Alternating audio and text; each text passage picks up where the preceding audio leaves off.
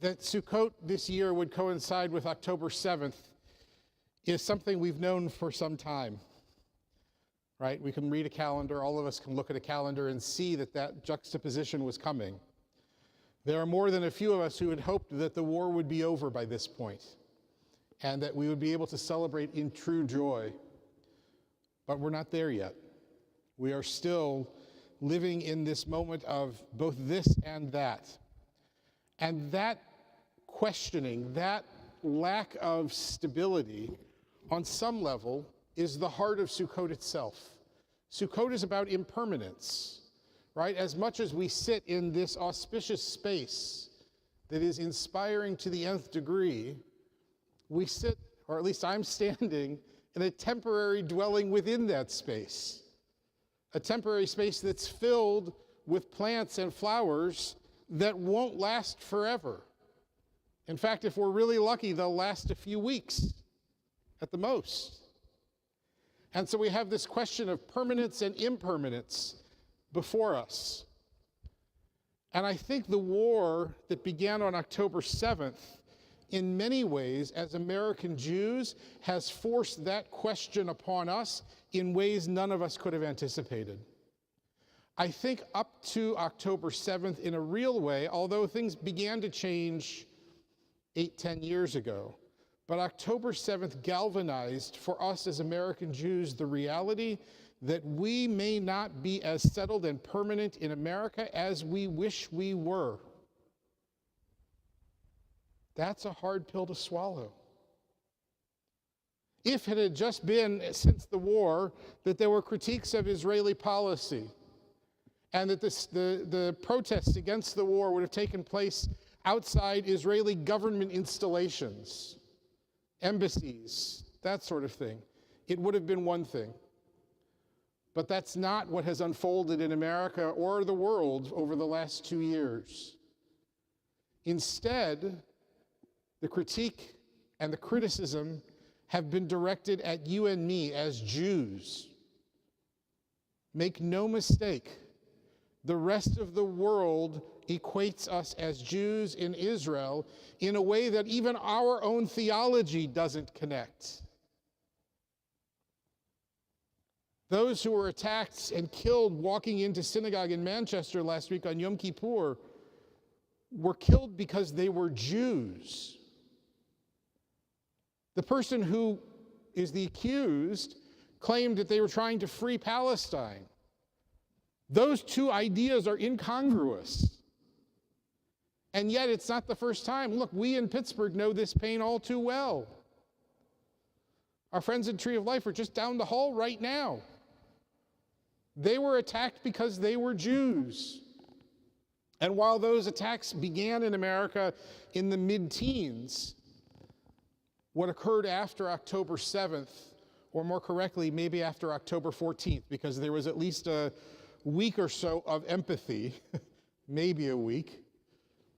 What occurred after that is the harsh reality that we face, that we American Jews may not be as permanent a part of society as we wished and hoped and thought we were.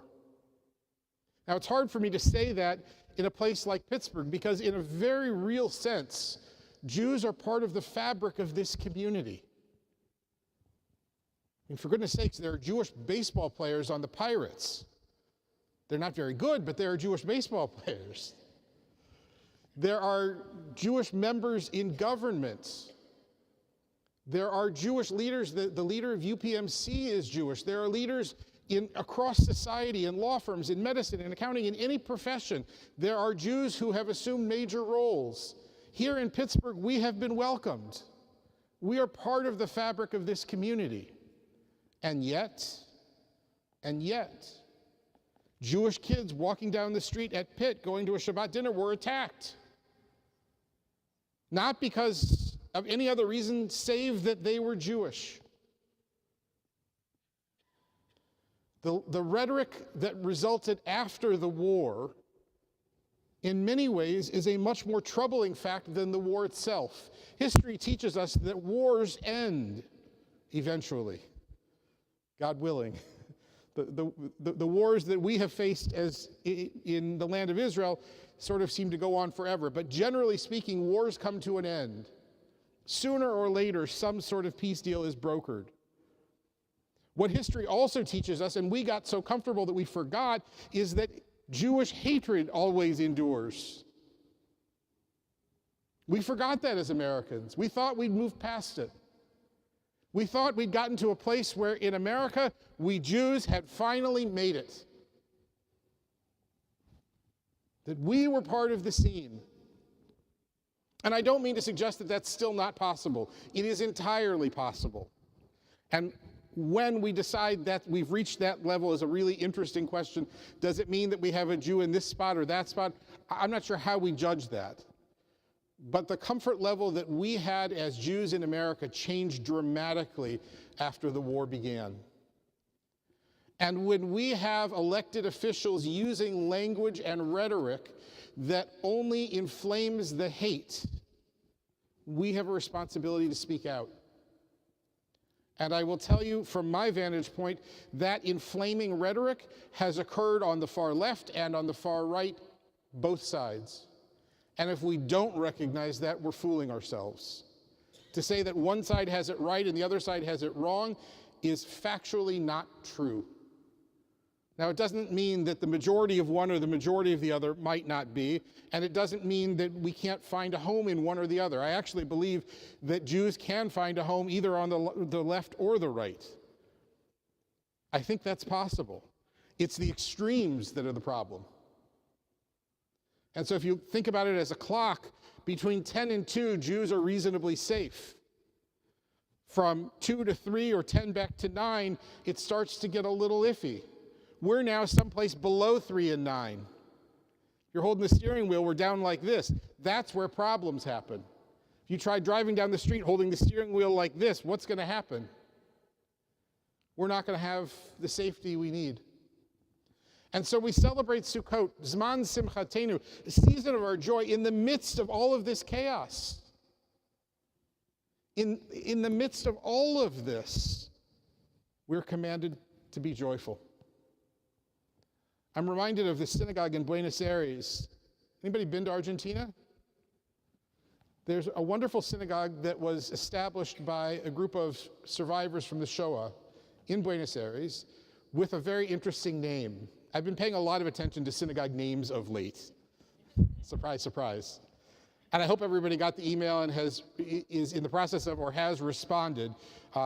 I will tell you, as clergy, we had very little to do with the names, but we are really interested in the comments that people have and the thoughts they have. If you didn't get the email, let me know afterwards, and I'll make sure you can get it. There's a synagogue in Buenos Aires that's called Lamrot HaKol. Lamrot HaKol in Hebrew means in spite of it all. Now, I have to be honest. As a kid, growing up, in spite of it all seemed to describe the synagogue that I attended more often than I wish it did. But that group of survivors realized, Lamrot HaKol, in spite of everything they had endured, still we keep celebrating, still we keep coming together, still we keep creating community. They were Sukkot Jews. They were Jews who understood that no matter what is going on in the world, Zman Simchatenu is sacred. It is a holy call. Lamrot HaKol, in spite of it all, we still celebrate.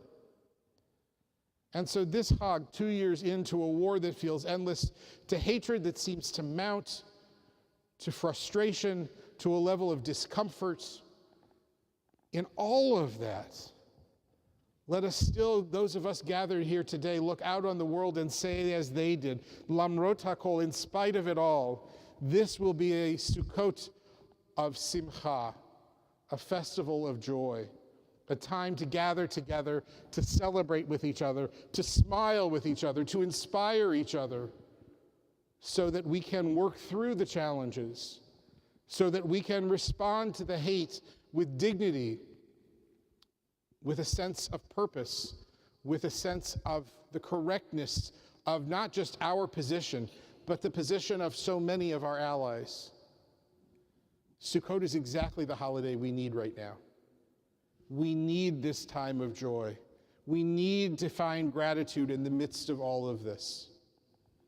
And so while we recall the pain of October 7th and the agony of the 2 years since, we are best to do so surrounded by beauty and color, by living plants, by loving friends and community. Lamrot hakol, in spite of it all, Hayom Yom Chag HaSukkot Zman Simchatenu. Today is a festival of Sukkot, the season of our joy. Chag Sameach.